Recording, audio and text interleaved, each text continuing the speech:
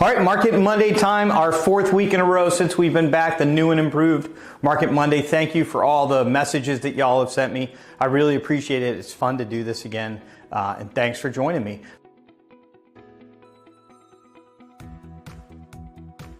So starting on the supply side, the inventory side, new listings, we've brought 1,450 properties on the market year to date. That's 69 more properties than last week where I reported 1,381.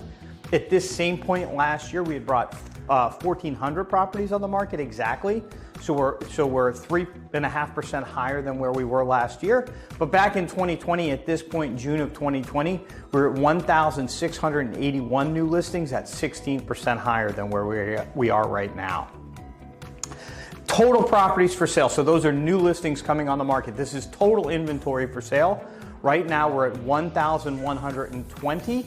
That's down 4 properties from last week where I reported 1,124. Last year at this point we had 909 properties for sale. That's 19% lower than where we are right now. And 5 years ago, just coming out of the lockdowns of the pandemic, from the pandemic in 2020, we had 1,753. That's 56% more than what we have right now. So that's the supply side of the equation. The demand side, the sales side, pending sales, we're pacing for 178 in June. That number is down 7 sales from what we reported last week, 185. At this point last year, we were at 133. So that's 25% less pending sales last year than where we are right now. So that's positive for right now. And back at this point in 2020, we had just come out of lockdown after the pandemic. We were sitting with 460 pending sales. That's 160% more than what we have right now.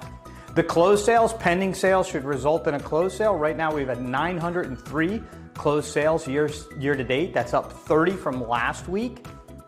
Last year at this time, we were sitting at 1,050. That's 16% more than we have right now. And in 2020, at this point in 2020, we hadn't seen all those pendings start to close yet, but we were at 1,115. That's 23% higher than where we are right now.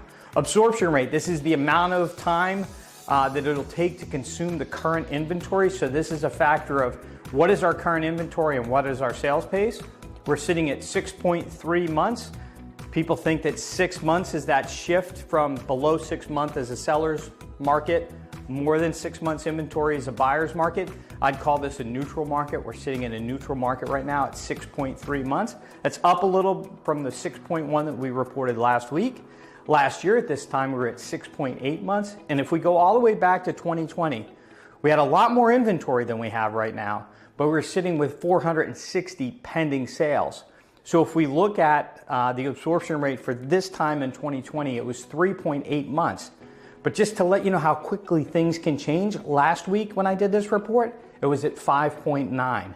So that huge jump in sales that was occurring, those pending sales, are starting to impact the numbers at this point 5 years ago.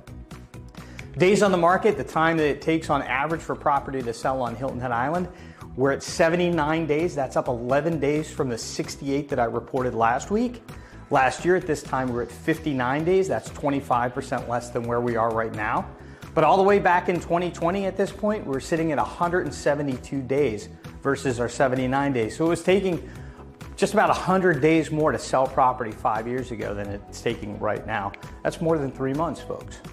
Property values continue to go up. $757,542 is the median sale price on Hilton Head Island right now. That's all property types. That's condos, homes, and lots on Hilton Head Island. Last year at this point, we're at $694,833. That's 8% lower than where we are right now. Back in 2020, the number was $397,083. That's 48% less than where we are right now.